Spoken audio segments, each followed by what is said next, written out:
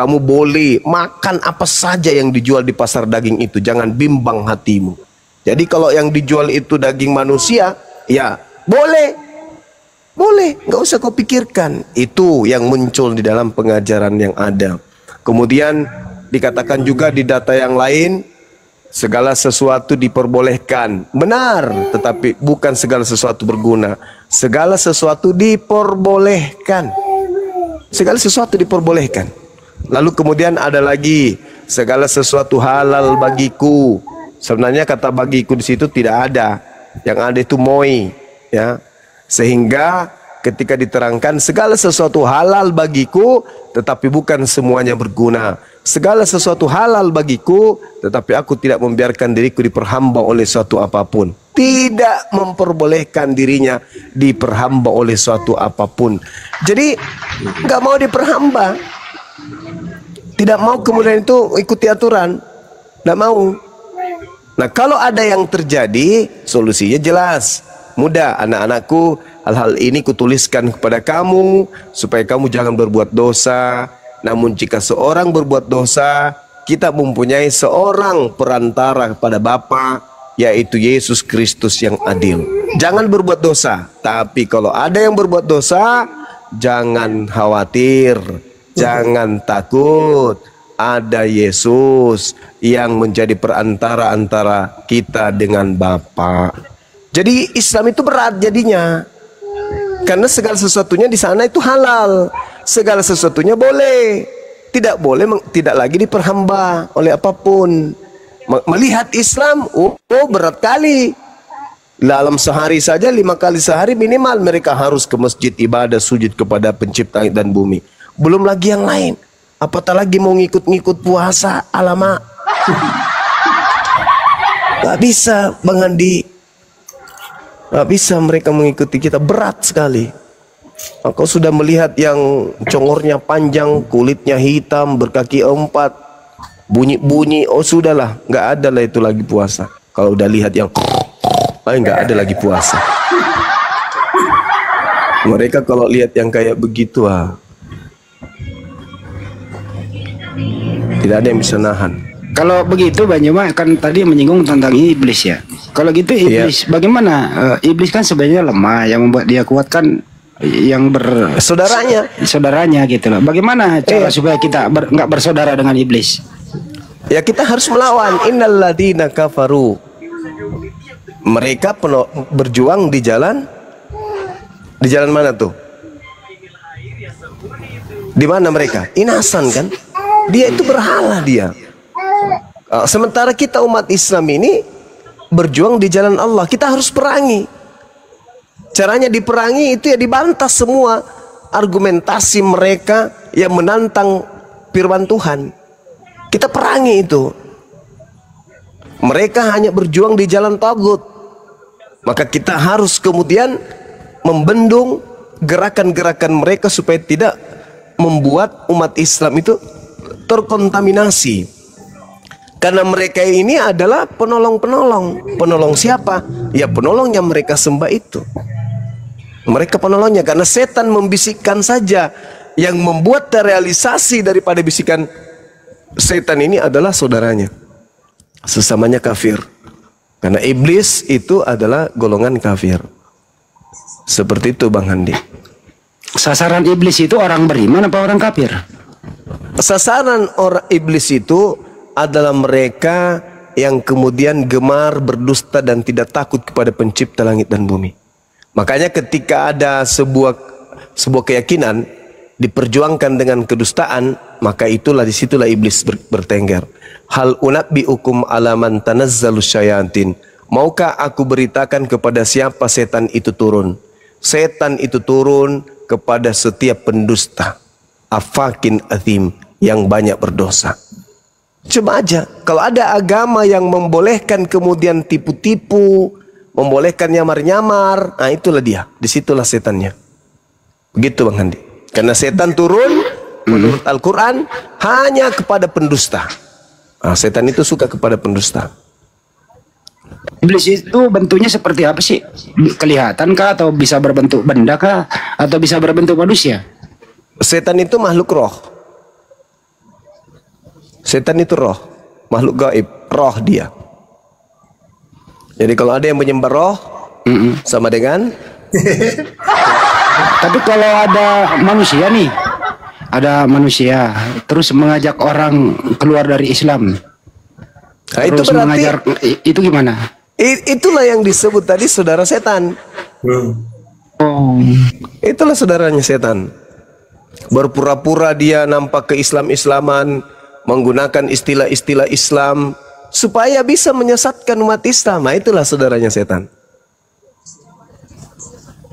Jadi bisa juga disebut setan yang berbentuk manusia gitu ya. Iya kan, Al-Quran yang menarasikan ini. Minal jinnati wan nas. Maka kita harus kemudian berlindung kepada Allah dari bisikan setan dalam bentuk setannya dalam rupa manusia dan setannya dalam bentuk jin. Ada dua setan itu Bang Andi. Ada dalam rupa manusia, ada dalam rupa jin. Yang dalam rupa manusia itulah pembohong, pendusta. Ditanya, apakah Tuhanmu manusia? Bukan. Apakah Maria melahirkan manusia? Iya. Begitu tuh.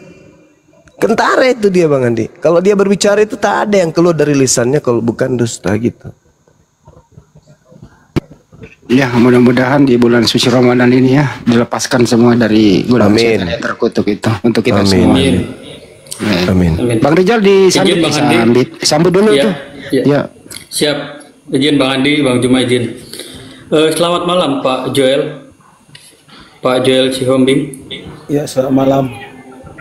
Selamat malam Bapak. Ya, selamat malam dan selamat datang Pak di roomnya Ustadz Tahta.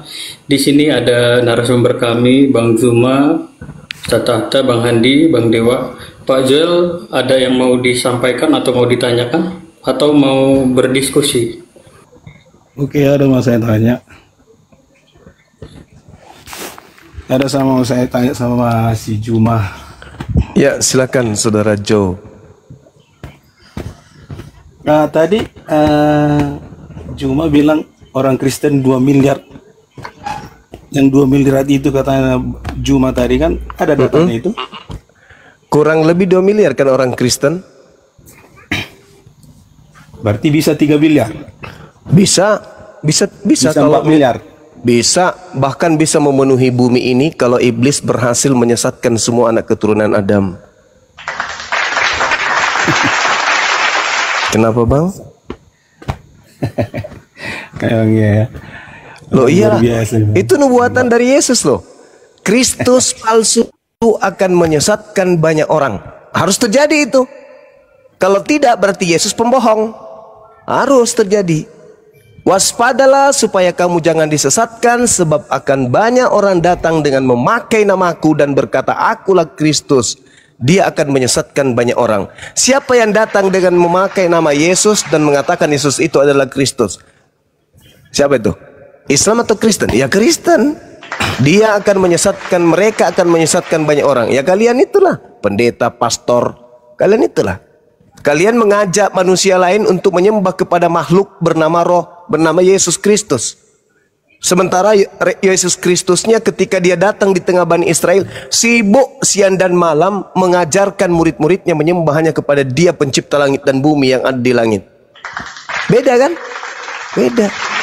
Jadi kalau Anda percaya kepada Yesus, mereka akan menyesatkan banyak orang. Satu-satunya agama di atas muka bumi ini yang menggaungkan Yesus, menggaungkan Kristus hanya Kristen. Dan Kristen kemana-mana mewartakan orang-orang untuk menyembah kepada Yesus Kristus itu. Jadi siapa yang menggenapi? Kristen. Islam tak pernah kemudian menyuarakan orang supaya kemudian menyembah Yesus Kristus. Enggak ada. Cuman Kristen. Berarti yang menggenapi penyesat yang Yesus katakan kepada Bani Israel dalam Matius 24 itu hanyalah aliteng. Silakan kawan.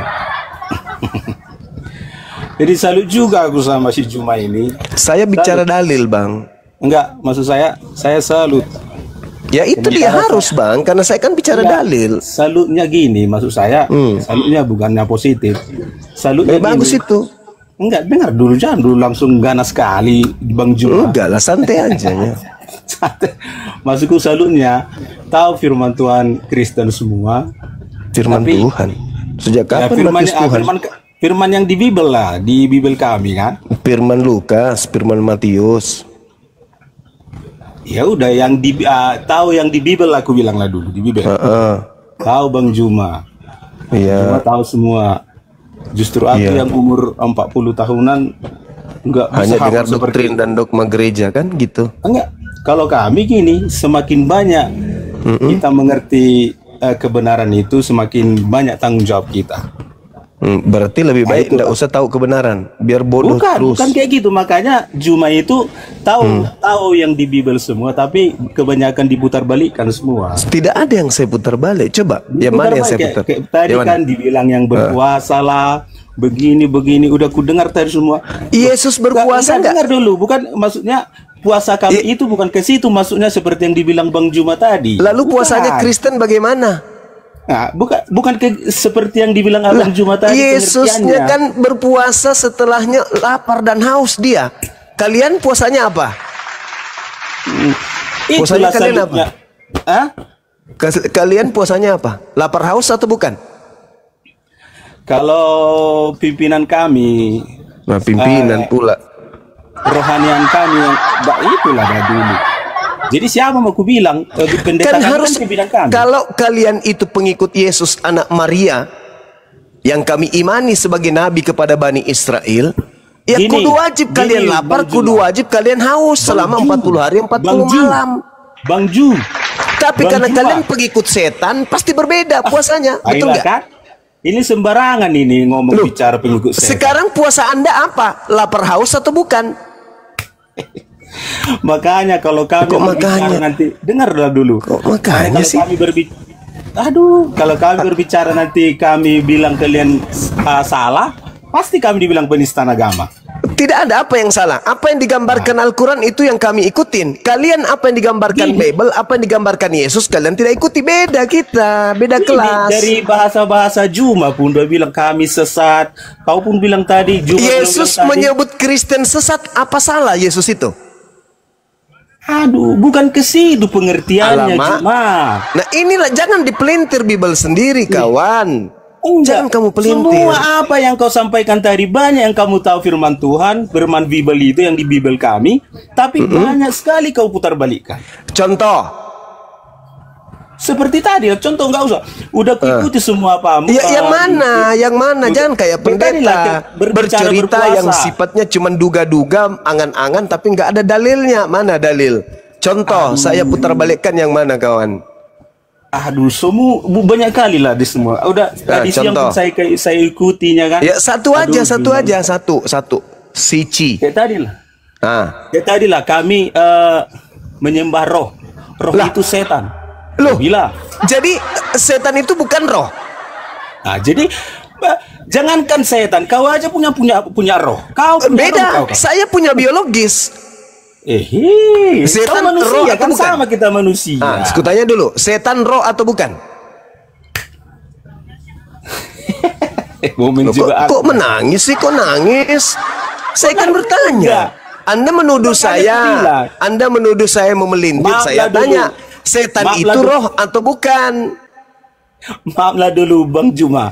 Maaf, panjanglah umurmu kan? Panjanglah umurmu. Iya, supaya banyak yang mu'alaf. Iya, silakan. Enggak kan. Gimana pun kalau kayak gini caramu menyampaikan saya berdata saudaraku Jo. Saya berdata Jo. Gini, sikit. Silakan. Seandainya ini contoh, seandainya panjanglah umurmu, seandainya kau dipanggil Tuhan Subhanahu wa ta'ala, gitunya bahasanya. Iya. Setelah itu kau pasti punya roh. Berarti kau nyembah rohku? Bukan, maksud saya semua punya roh. Iya, tapi Tuhan itu Kristen itu Tuhan itu roh atau bukan? Sembah. Nah, sekarang permasalahannya Tuhan itu roh atau bukan? Tuhan itu roh. Iya. Di mana dalilnya? Ayo. Makanya kau di sini. Mana dalil? Mana dalilnya Tuhan itu roh? Mana? Makanya aku bilang tadi, kamu yang memelintir kan? 40 tahun, hampir 40 tahun, enggak sejago Juma menguasai Alkitab. Saudara mengatakan Tuhan itu roh, mana dalilnya? Pasti ada. Mana? Cuman Enggak gini, aku kan masuk ke masuk ke room ini karena memang aku pengen tahunya gimana. Iya, saudaraku, kan Anda tidak bisa bertanggung jawab. Saya nggak menguasai Alkitab kami sepenuhnya, tapi justru Juma yang menguasainya. Oh iya, karena saya belajar, saya mengikuti nasihat Yesus. Kasihilah Tuhanmu dengan akal. Sekali diputar-balikan. Loh, kok diputar balik? Anda barusan mengatakan Tuhan itu roh. Dalil saya minta mana? Kan ku bilang tadi, lebih jagonya Anda menguasai Bible kami. Berarti kenapa Anda menuduh saya memutarbalikkan sementara Anda sendiri tidak punya dalil? Gini Juma. Pasti, atau saya cari nanti ayatnya. Kalau baca Bible sekarang kurang tepat. Nanti jadi lama waktu. Nah, inilah kalian punya Bible tapi masalah roh. Allah itu adalah roh. Mana dalilnya? Iya, makanya ku bilang kalau aku mencari ayatnya sekarang, justru Juma itu yang tahu sebenarnya Alkitab kami. Ya, mungkin Yohanes 4 nomor 24 barangkali atau 24. Pokoknya Juma lebih tahu. Pokoknya gimana? Justru karena saya tahu, saya bicara. Karena saya masih waras. Tapi jangan bilang mana dalilnya roh itu. Yang bilang tadi roh Tuhan itu adalah roh. Mana dalilnya? Coba kita baca ya di dalam Yohanes 4. Enggak. Nomor 24. Tuhan itu adalah roh. Iya, ya, jelas itu. Jangan kau bilang. Saya kasih dalil. Kami di situ dikatakan theos. Kami hanya menyembah roh Tuhan. Pneuma. Coba. Itu. Original teksnya theos pneuma. Apa artinya itu? Apa artinya? Theos pneuma. Artinya apa? Tuhan itu adalah roh. Nggak mungkin. Coba. Theos pneuma dalam bahasa Yunani. Kalau dalam terjemahan yang karangannya Lai, Allah itu roh. Oke, orang yang cupu, orang yang culun bisa saja manggut-manggut. Tapi orang yang belajar, masa Allah itu roh? Maka kita masuk ke original teksnya. Ternyata pneuma, theos pneuma. Apa itu theos? Dewa. Pneuma itu apa? Hantu. Dewa hantu. Hantu. Mana ceritanya itu? Kok jauh kali? Hantu kok lari ke Allah? Ayo, theos pneuma. Dewa hantu. Jadi kau menyembah hantu. Hantu itu setan kan? Salah nggak yang saya katakan? Kalian menyembah hantu setan, makhluk halus. Nggak salah. Bibelmu yang mengatakan itu. Cuman lembaga lupa ayat Injil menuliskan Allah itu roh. Kalau dia menjelaskan. Alamak. Mana pakar-pakar kalian suruh naik ke sini biar kita diskusi ilmiah. Cuman menangis aja bisanya. Gini, aku itu kan masyarakat biasa yang nggak pala pintar-pintar kali. Ya, maka dari itu jangan menuduh. Saya melintir, jangan. Tapi telinga saya kan bisa mendengar. Lah, kalau begitu kenapa justru saya yang menunjukkan dalilnya ente tidak bisa? Enggak, yang kau bilang itu roh itu yang kami sembah roh, tapi bukan rohmu yang kami sembah. Itu maksudnya. Yohanes 4:24 theos pneuma. Theos itu artinya dewa, pneuma itu artinya hantu. Alamak. Itu jadi maksudmu yang roh yang kami sembah itu hantu gitu? Dalilnya begitu, mau kayak mana? Kok nangis? Mama Itulah kan.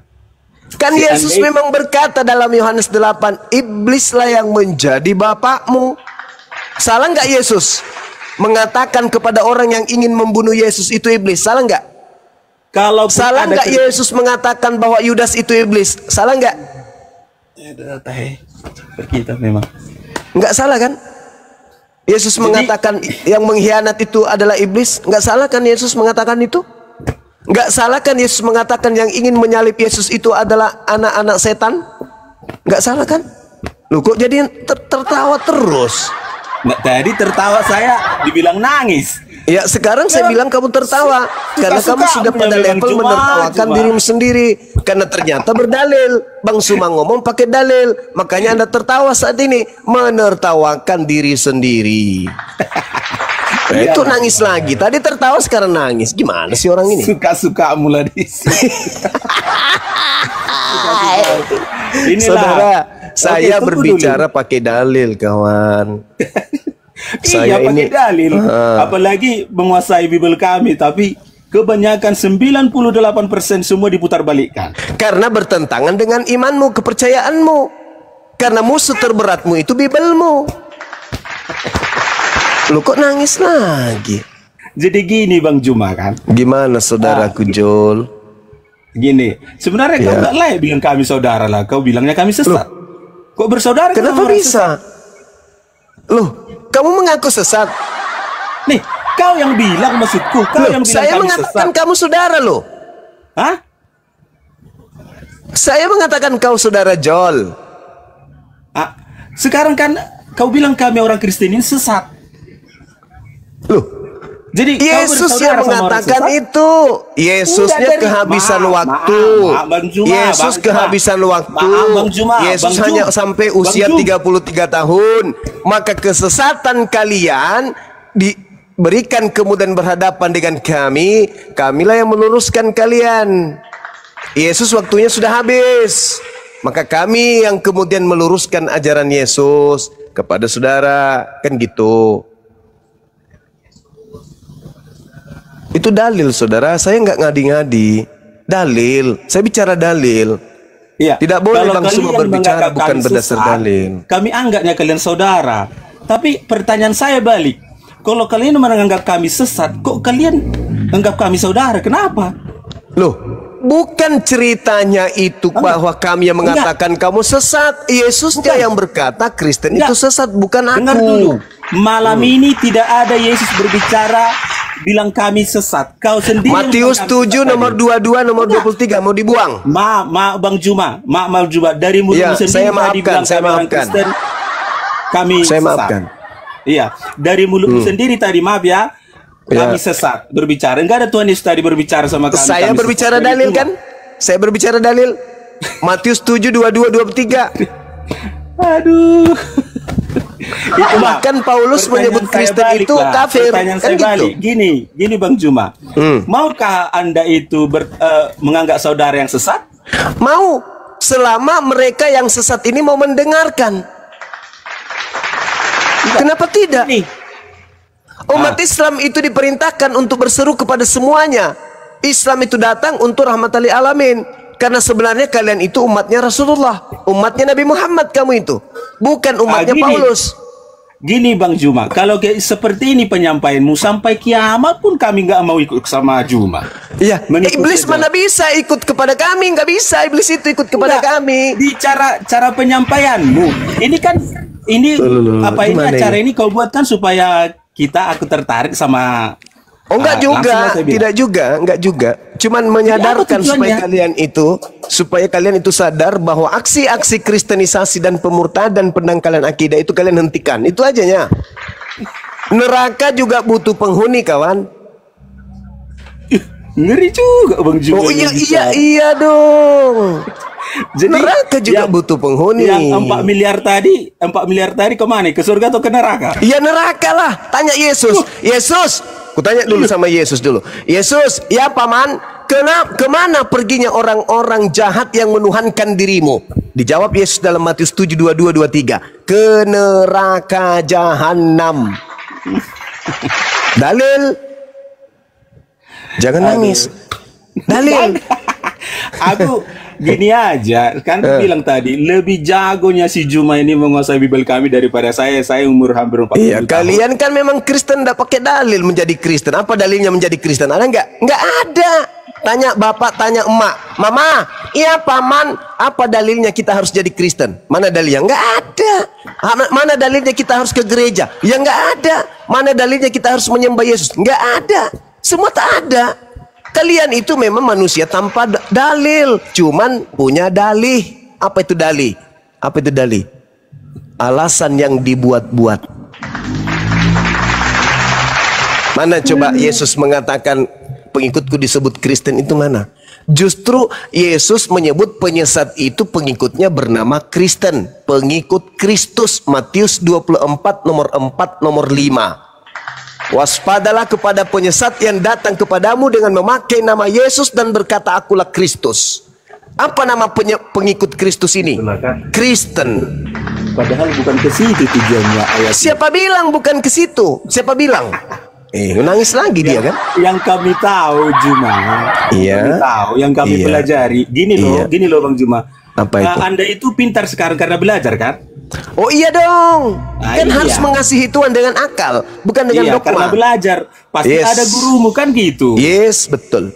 Guru terbaik saya adalah belajar. Dulu kami juga belajar dari mana? Seperti bahasanya kami, Bapak rohani kami. Alamak, jangan kamu belajar kepada orang yang tidak tahu dan tidak mau tahu. Jangan. Lebih baik kamu belajar kepada Bible daripada ke pendeta dan kepada pastor. Kenapa? Mereka punya muatan, mereka punya cakupan, mereka punya misi. Paham? Kalau Anda belajar sendiri kepada kitab Anda, itu jauh lebih baik daripada kepada mereka. Tadi ku bilang ke Bapak rohani kami, pendeta kami, kan ku bilang tadi. Ya itu dia, lebih baik belajar langsung ke Bible daripada ke pendeta-pendeta itu. Kan gini, belajar itu kan harus ada yang nuntun. Yang nuntun kan bukunya. Gimana baru berbicara Alkitab itu bisa berbicara sendiri? Bukan, kalau gurunya berlandaskan kepada buku panduan tak masalah. Tapi ini gurunya tidak ada berlandaskan kepada kitab. Dari mana Anda tahu pendeta kami yang berlandaskan Alkitab? Sekarang ada nggak perpuluhan di gereja Anda? Ada. Sekarang perpuluhan itu diberikan kepada suku Lewi atau kepada suku Jawa atau Batak? Aduh, dulu bro. Gini bro. Kan berbicara orang Lewi dibilang bro tadi, orang Lewi. Iya, memang. Orang Lewi ini tahun berapa itu bro? Makanya berarti perpuluhan bukan untuk pendeta dan pastor. Dengar dulu, gini. Loh, apanya yang harus saya dengar? Perpuluhan itu. Ada nggak perpuluhan di luar suku Lewi? Ada nggak? Maksudku firman Tuhan itu kemarin itu kita berbicara masalah ini. Berbicara ini. Aku udah berbicara kita masalah ini. Kemarin ini kalau dibilang orang Lewi lah untuk inilah firman Tuhan ini bukan untuk orang Indonesia Kristen yang ada ini, bukan seperti itu. Kata siapa? Kata Anda. Yang berhak mendapatkan perpuluhan itu hanya suku Lewi, bukan pendeta, bukan pastor. Aduh, nanti saudara hari Minggu besok hari Minggu tanya kepada pendeta, Pak Pendeta, mana dalilnya bahwa perpuluhan itu bisa diberikan di luar suku Lewi? Kalau masalah perpuluhannya nggak usah ku tanya pendeta. Kalau itu saya udah tahu. Mana dalilnya bahwa perpuluhan untuk di luar suku Lewi? Kalau kau tanya dalilnya di segala macam, kau tanya dalilnya segala macam. Ini pengajaran sama kami. Kalau kau diberkati Tuhan, wajar kau juga apa? Inilah yang saya katakan. Jangan kau belajar kepada orang yang tidak paham dalil. Belajar ke Bibelmu. Yang memahami ayat percuma kalian merampok kitabnya Yahudi kalau kalian tidak mempraktekkan isi kitab tersebut. Artinya kalian merampok hanya untuk aksesoris doang, biar gaya-gayaan, biar kamu dianggap sebagai pengikut orang Yahudi, padahal bukan. Lo kok jadi tertawa lagi? Iya, gimana harus ku tertawakan lah kau cuma. Karena dalilnya perpuluhan untuk non Yahudi ada nggak? Minta tolong sama saya. Minta tolong sama saya, ada nggak dalilnya perpuluhan untuk di luar suku Lewi? Ini bukan berbicara suku Lewi lagi. Kami umatnya Tuhan. Makanya kok kalau kamu itu umatnya Tuhan, Tuhan yang mana? Tuhan Yesus Kristus penebus dosa berarti yang kalau digantung di kayu ada nggak salib Yesus mengajarkan perpuluhan? Firman itu adalah Allah. Pada mulanya adalah firman. Firman itu bersama-sama dengan Allah lah. Saya tanya, ada nggak Yesus mengajarkan perpuluhan? Firman itulah jawabannya sama Amu Juma. Pada mulanya adalah firman. Firman itu nggak ada hubungannya itu. Itu daging, itu anak Maria. Jadi maksudmu kami hapuslah ayatnya itu. Saudara, yang saya tanya, ada nggak dalil dari Yesus tentang perpuluhan? Ada nggak? Nah, kalau kau tanya itu semua, pada mulanya adalah firman. Apa hubungannya? Itu karangan himne Plato yang diambil oleh pengarang Yohanes. Yang saya tanya Yesus. Bukan Yohanes, pengarang buku Yohanes. Yang saya tanya, ada nggak Yesus mengajarkan perpuluhan? Udah ku bilang sama itu kan kebanyakan menangis sih kamu ini kawanku. Alamak. Menangis. Lah itu kutanya, ada nggak dalilnya dari Yesus tentang perpuluhan? Ada nggak? Ada. Dengar ini. Mana? Jelaskan sedikit. Ya, pertama dengar dulu ya. Pada mulanya adalah firman. Firman itu adalah sendiri. Di kitab Maleakhi, ujilah aku. Yang saya tanya, ada nggak ucapan Yesus tentang perpuluhan? Apa hubungannya coba dengan Yohanes 1? Apa hubungannya dengan perpuluhan? Kalau sekarang kami melakukan perpuluhan, itu firman Tuhan. Itu perintah Tuhan. Di mana perintah Tuhannya? Benar, sekali lagi biar kamu Bang Juma. Pada mulanya adalah firman. Firman itu adalah sendiri. Di kitab Maleakhi. Di kitab Maleakhi, ujilah aku. Disuruh Tuhan, disuruh dia tercatat di situ, bayarlah persepuluhan. Persepuluhan itu diberitakan dibayar kepada siapa? Ya gini kan, aku mulai kan kembali ke Lewi yang kamu bilang tadi. Iya, berarti ke suku Lewi, Cak Ayu. Aduh, supaya dalil saudara, supaya ada perbendaharaan di rumah Tuhan, ada di kitab Maleakhi. Coba baca dulu, baca. Itu untuk suku Lewi. Kalau untuk Kristen baca 2 Korintus 11 nomor 8. Jemaat-jemaat lain telah kurampok. Jadi kalau kami ngikut suku Lewi itu yang kau sampaikan, jadi firman Tuhan itu enggak ada lagi sama kami. Ya itu kitabnya orang Yahudi, bukan kitab lo. Jadi kami ini siapa ini menurut? Ya kamu itu pengikut Paulus menyembah roh-roh halus itu. Aduh, itu lain kan ini. Luar biasa sekali. Saudara tak ajarin 2 Korintus 11 nomor 8. Jemaat-jemaat lain, jemaat-jemaat lain telah kurampok dengan menerima tunjangan dari mereka supaya aku dapat melayani kamu. Itu dalilnya untuk Kristen itu dari Paulus.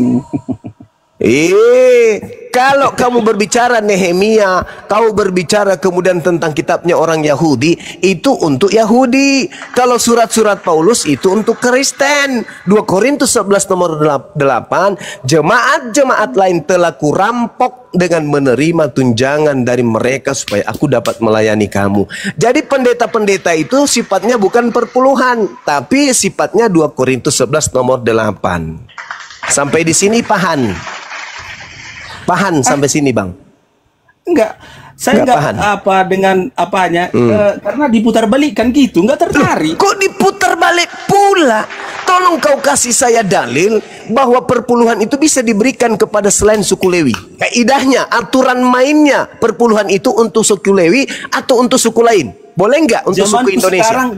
Zamanku sekarang dengan zaman suku Lewi sama enggak? Ya ampun ya Kak, ya Allah ya Karim. Kitabnya Yahudi itu hanya berlaku untuk Yahudi, Cak Kangkung. Bukan untuk ente. Mazmur 147 nomor 19 nomor 20. Hukum-hukumku hanya berlaku kepada Bani Yakub, aturan-aturanku hanya berlaku untuk Israel, dan tidak aku berikan kepada bangsa lain. Dalil. Kok jadi nangis lagi saudaraku ini? Aku gini Juma. Oh, pintar juga Mbak. Dalil gitu kan. Dalil kan ada dalilnya saudara. Amsal 5 nomor 3 harus berpegang teguh kepada firman Tuhan. Amsal 3 nomor 5. Jangan kamu berpegang kepada pengertianmu sendiri, harus berdasar terhadap dalil, bukan dalih, tapi dalil. Sampai sini paham? Enggak. Oh, enggak paham. susah memahaminya karena diputar balikan semua itu masalahnya. Putar balik lagi ya Allah ya Karim. Kamu itu jemaatnya Paulus. Jemaat-jemaat lain telah kurampok dengan menerima tunjangan dari mereka supaya aku dapat melayani kamu. Perpuluhan itu hanya untuk suku Lewi. Alamak. Ampun aku sama kamu, tapi bukan ampun positif, tapi negatif. Iya, masalahnya anak. Maafkan ini saya. Ini ada mau tanya lagi. Tunggu dulu, jangan dulu. Maafkan saya lagi. Saudara Joel, saya hanya memberi peringatan aja, Bang. Silakan. Iya, aku nanya lagi dulu. Inilah kalau aku nanya dulu karena lihat kan Pernah nggak Bang pacaran kan? Saya alhamdulillah orang yang ingin memacari aku, tapi saya tidak mau. Kenapa? Saya maunya nikah. Oh, cukup satu gitu. Iya. Cukup satu ya. Berarti udah nikah gitu kan? Saya udah punya istri, udah punya bini, alhamdulillah. Oh ya. Inilah yang mau ku tanya sama Bang Juma dulu. Apa itu? Memang kawan? kalau tertulis di Al-Quran itu bisa nggak sampai 5 istri, 6 istri, 7 sampai istri? 4. Islam datang itu membatasi poligami, bukan kemudian mengajarkan poligami. Islam datang bukan mengajarkan poligami. Islam datang membatasi poligami. Sebab nabi-nabi terdahulu tidak ada batasan. Berarti kalau satu poligami bisa lah ya? Bisa, kalau dia mampu. Makanya Yesus tidak pernah membatasi satu istri kan? Tidak ada dalil di dalam Bible cukup satu istri, itu nggak ada. Cuman di Al-Quran yang ada. Al-Quran Al-Ma'idah yang menerangkan fawahidah, cukup satu. Kalau di Bible nggak ada itu dalilnya bang.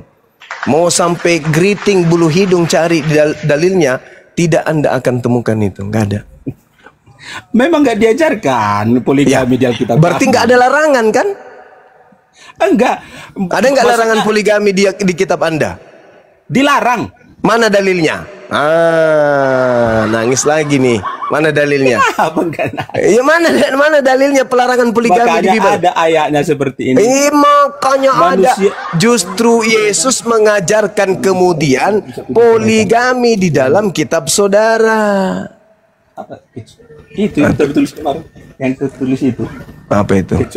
Kecuali diceraikan kematian gitu. Ya, enggak ada itu, enggak ada. Enggak ada, kok enggak ada. Jangan kau nipu-nipu di sini kawanku. Tidak bisa diceraikan kecuali kematian. Iya, istri. Kalau 3 istri, 3-tiganya tidak boleh diceraikan kalau kecuali mati. Tapi yang saya minta dalilnya cukup 1 istri itu mana? Itulah Bang Juma kan. Udah diputar balikan Bang Juma kok lagi. Diputar balik? Saya dengan hormat minta beberapa kali dalil sama saudara. Saudara tidak pernah menunjukkan dalil. Saudara, kalau saya itu sudah minta dalil, kawan, kalau saya sudah minta dalil, tidak saudara, bisa diceraikan kecuali kematian. Itu enggak dalil itu. Itu istri, memang betul. Itu istri. Emang. Nah, sekarang aku kan nanya tadi, kalau di Al-Quran itu bisa nggak sampai 5, 7 gitu? Maksimal 4 istri di Islam. Nah, di Kristen ini ada nggak pembatasan jumlah istri? Ada nggak? Hanya 1. Mana dalilnya? Makanya kan itu yang kok minta tadi. Saya minta dalil. Saudaraku, kalau saya minta dalil, itu artinya saya siap menerima kesalahan. Tunjukkan dalil itu. Kalau ada saya salah. Tapi kalau tidak ada berarti saya benar. Nih, tak kasih contoh. Di dalam Lukas 18 nomor 29 nomor 30. Dengarkan saya baik-baik. Yesus berkata kepada mereka, Aku Yesus berkata kepadamu, sesungguhnya setiap orang yang karena kerajaan Tuhan meninggalkan istrinya akan menerima kembali lipat ganda pada masa ini juga. Dan pada zaman yang akan datang ia akan menerima hidup yang kekal. Paham tak itu maksudnya? Barang siapa yang meninggalkan istrinya demi untuk kerajaan Tuhan, maka dia akan memperoleh berlipat kali ganda saat ini juga. Jadi istrinya berlipat kali ganda itu apa namanya? Poligami atau apa? Hei, kawan. Poligami atau apa?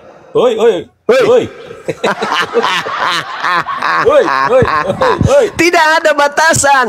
Lipat kali ganda kata Yesus. Lukas 18 nomor 29 nomor 30. Dalil. Juma luar biasa banget. Jangan nangis kawan. Makanya kalau saya minta dalil, saya berarti minta untuk dikritik kawan. Kalau saya minta dalil berarti saya minta dikritik. Tapi Anda tidak menunjukkan dalil. Justru dalil poligaminya saya tunjukkan gitu loh. Makanya pastor itu kawin diam-diam. Di depan kalian itu nggak nikah, tapi di belakang periksa kamarnya. Oh, banyak kali kondom bocor. Ini udah luar biasa. Aduh, udah menuduh enggak ini. Oh, enggak, itu fakta real. Banyak teman-teman saya pastor yang sudah mualaf. Tanya Bang Handi tuh. Luar biasa, memang luar biasa. Yang ditemukan di barat, pemakaman anak bayi itu, anak bayi dari mana itu? Coba buka di Google sekarang. Betapa banyak kemudian ditemukan di biara-biara kuburan anak-anak kecil, anak bayi. Kalau memang anaknya siapa itu, Bang? Halo Juma. Kalau memang beraninya kau menampilkan data itu, pastor-pastor ini, kan ada YouTube-mu kan? Iya. Coba ada nggak yang bisa buka YouTube-mu itu? Ada nggak yang bisa buka kamera? Ditemukan ribuan kuburan anak kecil. Enggak, maksudku pastor yang kamu bilang itu di Indonesia atau di luar di mana nih? Di luar negerinya banyak, di YouTube ada, di internet bertaburan, kawan.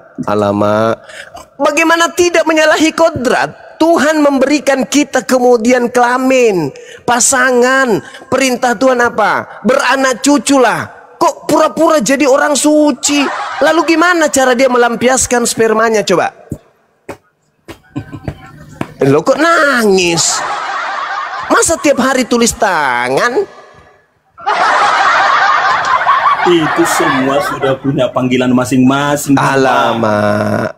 Anda pernah tinggal sama pastor, saudara? Anda pernah tinggal sama mereka 24 jam? Jangan kau ratakan semua juga. Nggak usah terlalu jauh, saudara. Pendeta kalian yang punya tai lalat, saudara Jol. Itulah bangganya saya. Saudara Jol. Jangankan pastor, saudara Jol. Jangankan pastor, saudara Jol.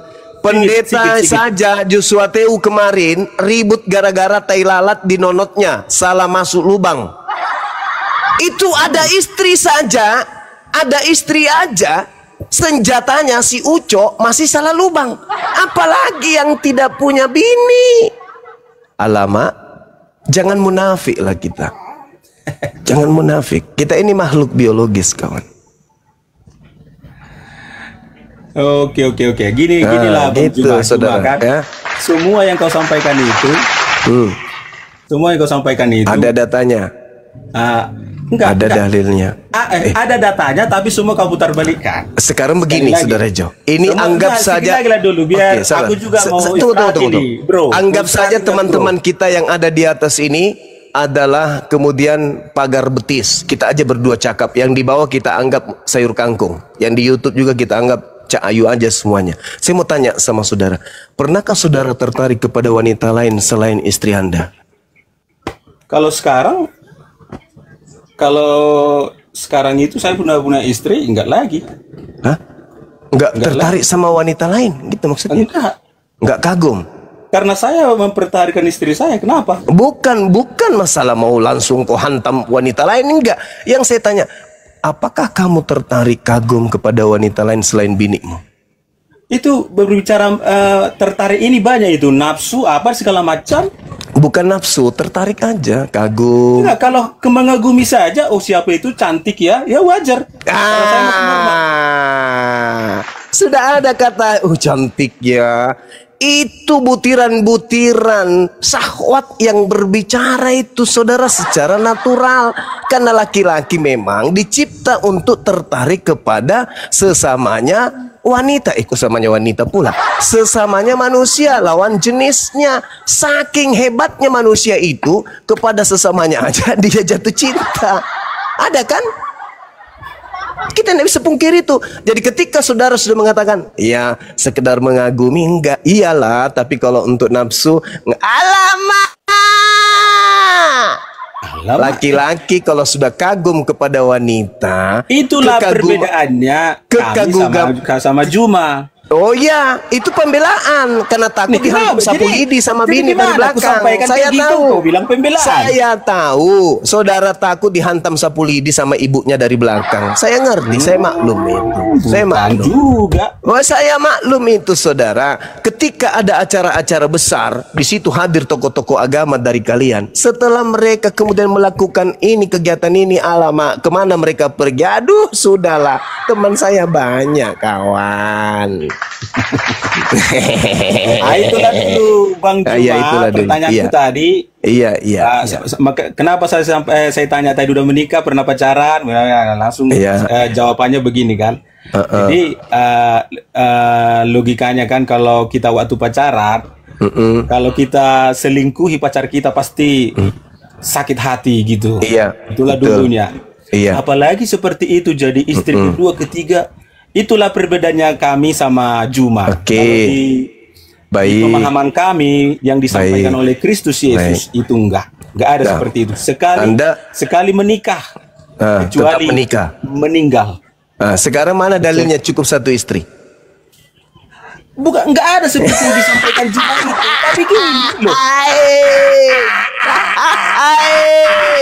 Masolang generasi. Mana dalilnya cukup satu istri? Mana?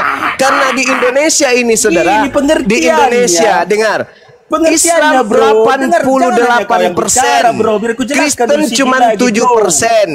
Tapi kalau kita lihat statistik, lebih banyak dari kalian yang 7% dibandingkan 88% ini yang poligami. Alamak. Bahkan kalau Anda lihat Kristen yang lebih dulu dari Kristen Indonesia di luar sana, mereka tidak mengenal itu kawin apa, nikah itu apa. Bang Juma, gini. Ada bahkan di luar sana gereja-gereja bisa menikahkan laki sama laki. Apalagi kalau cuma sekedar perempuan. Dengar dulu. Sudahlah. Sekarang aku nanya, ada rencana mengambil poligami yang lain? Saya, kalau poligami itu berat, fawahidah, dan diminta kemudian untuk adil. Bagaimana bisa adil coba? Bagaimana bisa adil? Sesuai dengan Al-Quran. Harus adil. Wajib adil, wajib adil. Ya lakukanlah dulu. Nah, sekarang bagaimana saya bisa menciptakan adil ketika saya tidur malam pertama istri kedua? Bagaimana perasaan istri pertama saya? Adil nggak? Mampu nggak saya menciptakan rasa bahagia ini yang ada pada istri kedua hadir juga pada istri pertama? Bisa nggak? Kira-kira? Bisa atau tidak? Sebenarnya nggak bisa poligami. Nggak bisa. Maka Allah mengatakan fawahidah, cukup satu. Kalau kamu tidak sanggup kemudian menghadirkan rasa adil terhadap mereka, maka fawahidah, maka cukup satu. Saya juga mau, bro. Mau. Ada 427 wanita yang antri sekarang minta dinikahi sama Bang Suma. Tapi sayangnya saya tidak mampu menciptakan rasa adil terhadap yang pertama. Yang pertama, tidak bisa kuciptakan rasa adil itu kepadanya pada saat aku berbulan madu dengan si dia. Yang kedua, dia di rumah lagi ngapain, hatinya seperti apa, maka saya tidak sanggup untuk melakukan itu. Apa solusinya? Fawahidah.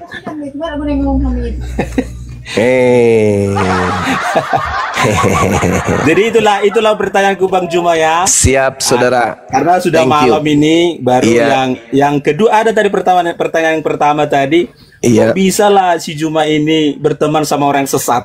Oh, tidak bisa gitu, saudara. Nabiku Nabi Muhammad, dengar. Nabiku Nabi Muhammad mengatakan apa?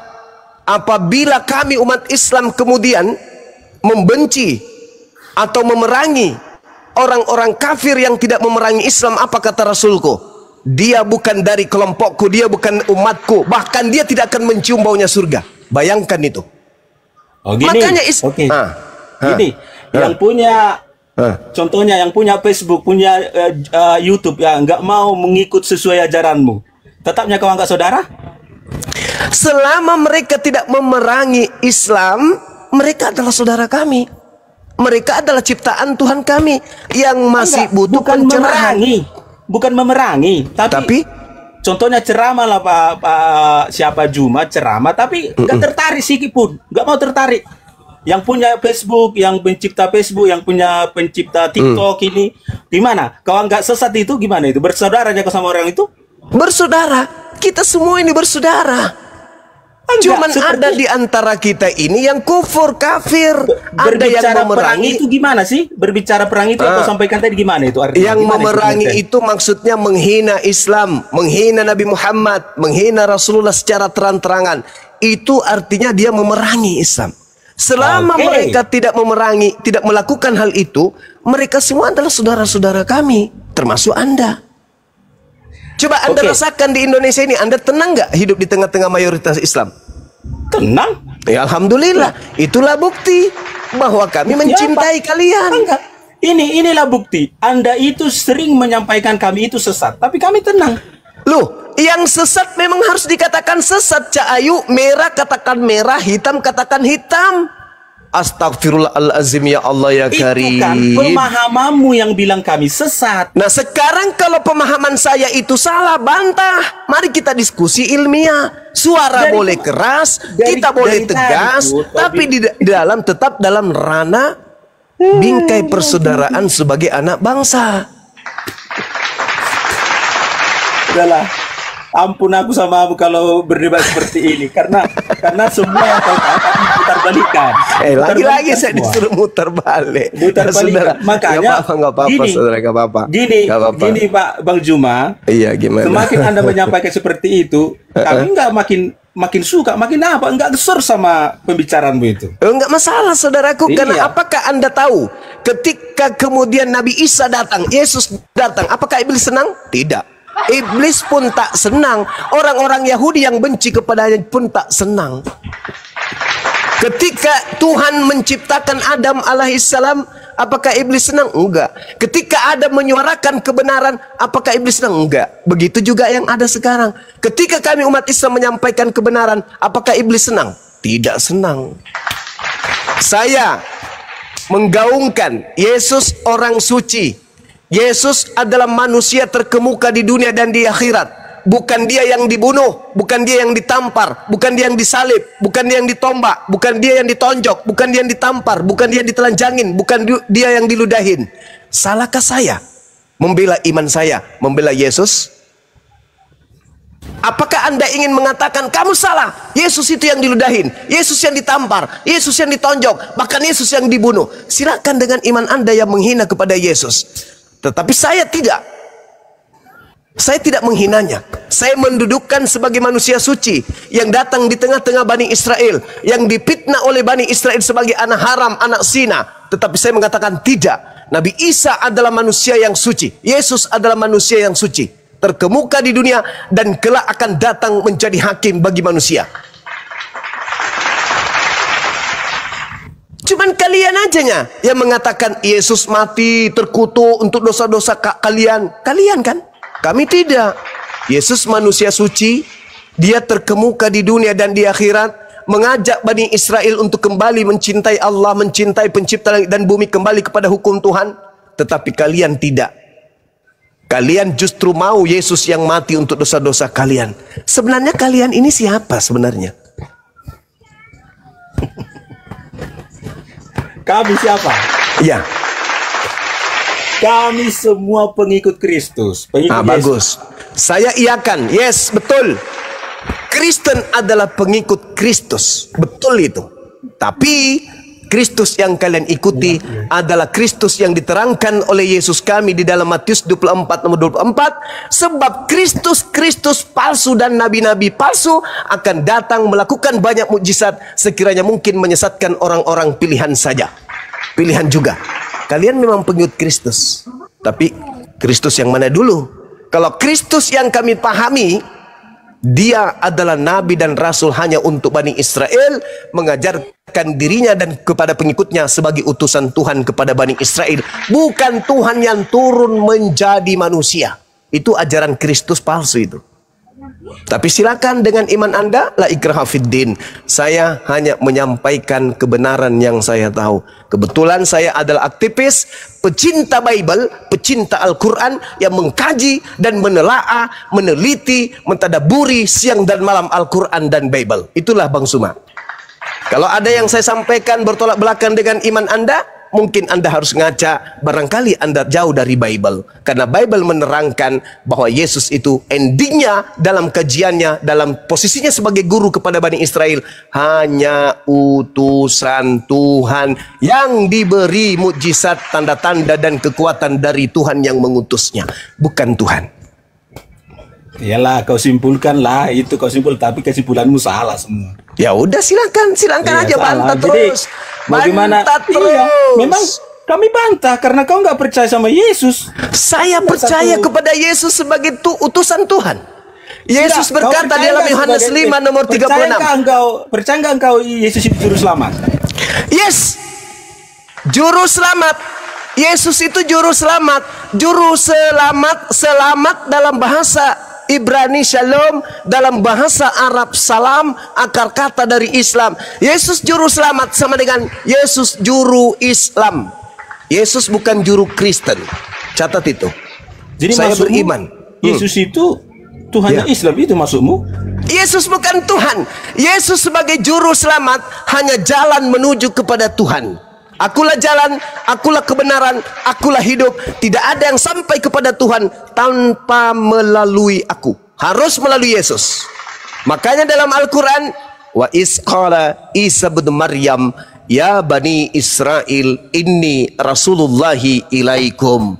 Aku diutus hanya kepada domba-domba yang hilang dari Bani Israel. Matius 15 nomor 24. Makanya saya beriman kepada Yesus.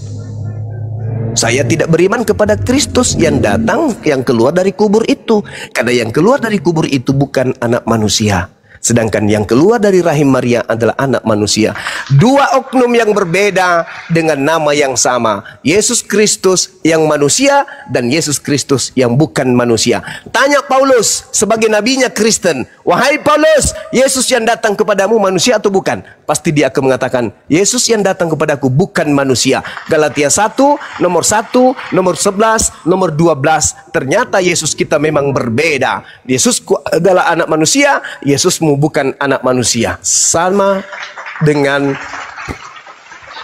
Yesus itu dua tetapi satu nama. Itu jelas itu. Enggak hanya satunya Yesus, bro. Dua yang kami kawan. Sembah. Dua hanya bahkan satu, banyak.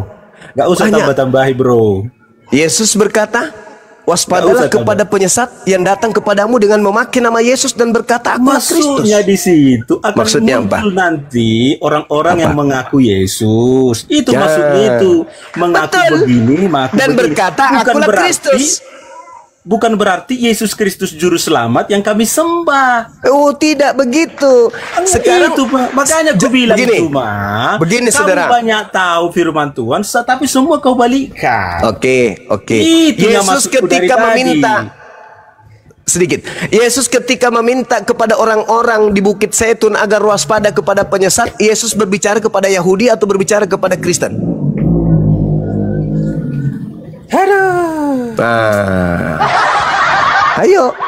Ayo, kalian aja yang kegeeran, kalian aja yang kepedean, seakan-akan Yesus berbicara kepada kalian. Nehi merica ketumber jahe. Yesus berbicara kepada Bani Israel. Waspadalah kepada Kristen yang akan datang dengan memakai namaku dan berkata akulah Kristus. Mereka semuanya akan membuat kejahatan. Itu maksudnya. Yesus ketika duduk di Bukit Zaitun, ketika duduk bersama muridnya di Galilea, ketika dia berkunjung ke Yudea, Yesus bersama dengan orang-orang bersunat yang tidak makan babi, yang melakukan sabat dan menyembahnya kepada Elohim Rabbus Samawati wal Ar. Bukan seperti Aliteng. Aliteng itu kelompok Roma Yunani. Di dalam Kisah Para Rasul 24 nomor 5, Paulus ini adalah penyakit sampar yang telah menyesatkan orang-orang Yahudi di seluruh dunia beradab, dan dia adalah tokoh dari agama Aliteng. Itu dalil. Paulus berkata dalam Galatia 1 nomor 15, aku diutus kepada orang-orang yang tidak bersunat. Pertanyaannya, siapa yang mengutus Paulus?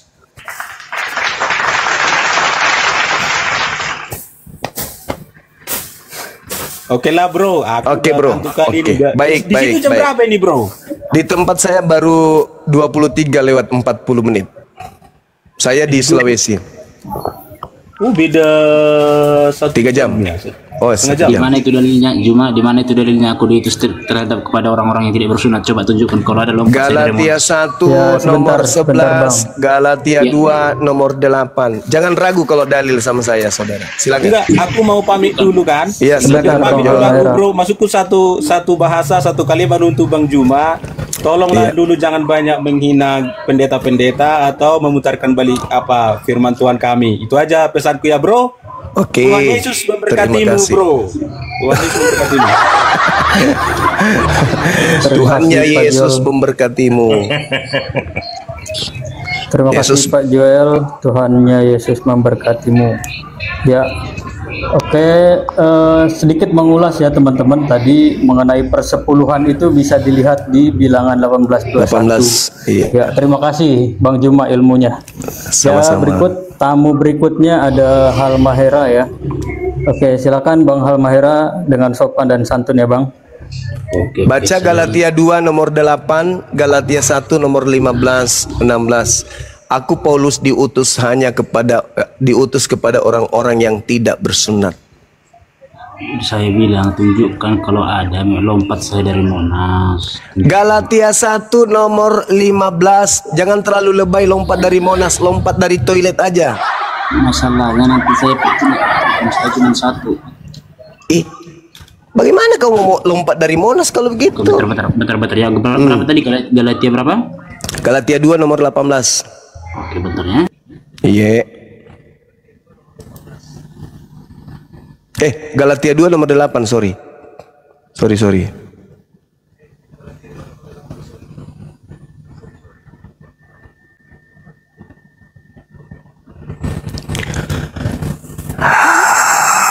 Akulah Yesus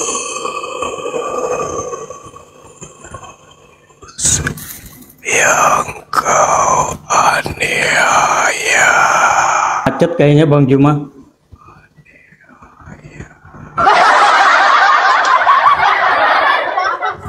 Soalnya saya cek datanya benar. Galatia 2 nomor 18 tadi ya, Galatia 2 nomor 8, nomor 8. Oh, nomor 8, betul. Iya. Kalau di Galatia 1 nomor 15 itu untuk non-Yahudi dia. Galatia 2 ayat 8 gitu. Iya. Oke.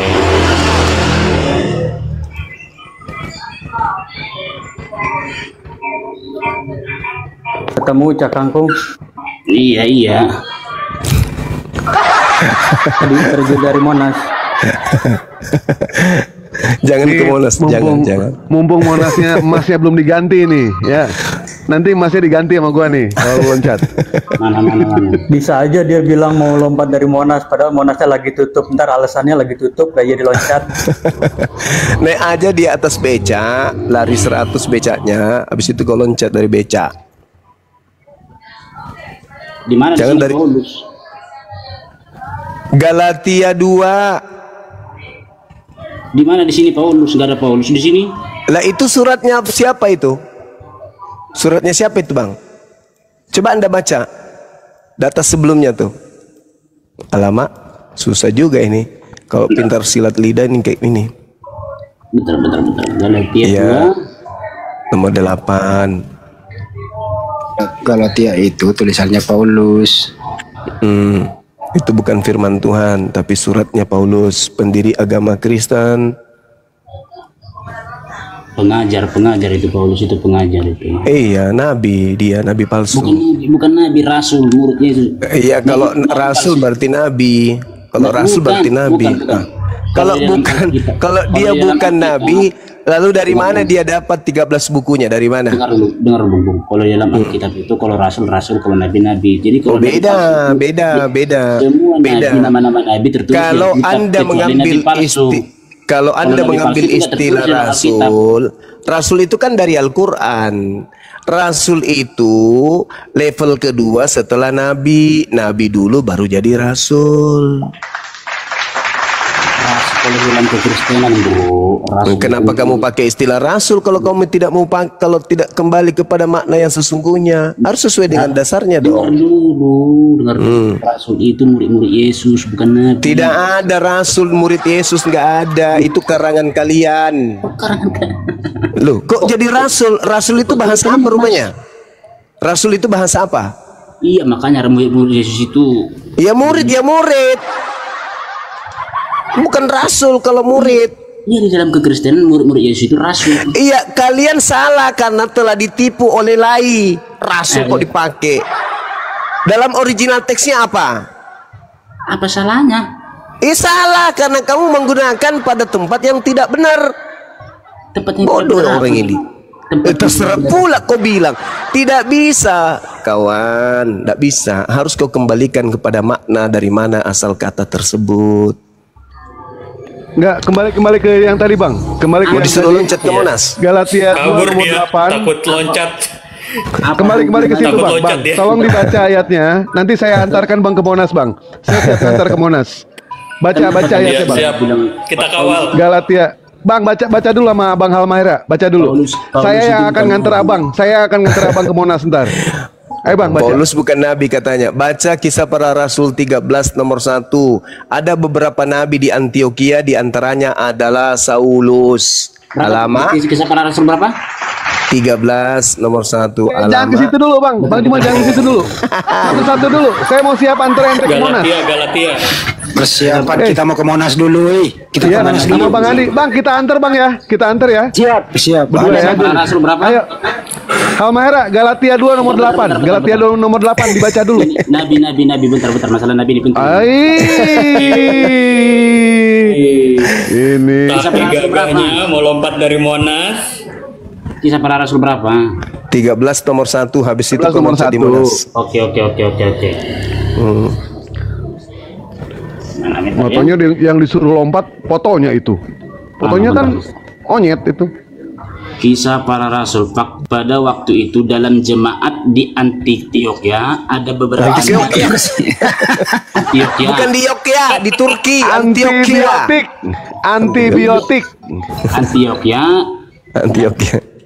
Lalu ada beberapa nabi dan pengajar. Ada beberapa nabi dan pengajar. Nabi itu pengajar atau bukan? Bukan. Pengajar itu murid-murid Yesus. Jadi Saulus itu murid Yesus, sudah jadi murid dia di situ. Makanya ini dibilang Kisah Para Rasul. Enggak, yang saya tanya, ketika di Antioquia, Saulus itu sudah murid. Kenapa? Meow. Sudah. Oh, jadi sebelum dia menjadi Paulus, dia sudah jadi murid memang. Di saat Saulus itu dia sudah murid. Dong, di situ kan dia kan disebut pengajar ya. Oh. Tapi kenapa disebut Saulus di situ? Ya kan sama aja. Oh, sama, berarti sama aja dengan nabi kan? Pengajar nabi sama aja kan? Bukan, beda. Kok beda? Kalau pengajar itu murid-murid Yesus yang memberitakan Injil. Alamak. Kalau nabi itu yang memberitakan Taurat. Oh, di situ. Jadi Barnabas di situ nabi atau bukan? Barnabas. Bukan. Oh, bukan nabi dia. Bukan. Jadi yang nabi siapa? Simeon. Simeon. Di mana dalilnya Simeon nabi? Nggak, ini penasaran di Monas ini Bang. Penasaran Monas ini bener. Masalahnya iya. Itu penontonnya pada penasaran Monas. Coba dibuka dulu Bang. Dengar dulu, iya, Monas dulu Bang, Galatia Bang. Bentar. Masalahnya kan di sini tertulis. Iya, buka. Iya, sudahlah. Saulus bukan nabi, anggap saja, ikuti aja. Nah, sekarang Monas bagaimana nih, Monas? Bentar dulu. Saya luruskan. Masalahnya kan di sini tertulis. Masih takut mati dia, Bang. Masih takut dia mati. Bentar. Terlalu besar mulut. Untuk di Monas. Ada beberapa nabi dan pengajar itu kan sudah berbeda. Iya, nabi dan pengajar. Paulus itu pengajar. Dia juga Sekarang dia menerima Injil kan? Dia kan menerima wahyu. Dengar dulu dong, berarti dia nabi dong. Dengar dulu dong. Aduh, yang menerima wahyu itu nabi termasuk Yesus. Oh, berarti Yesus nabi.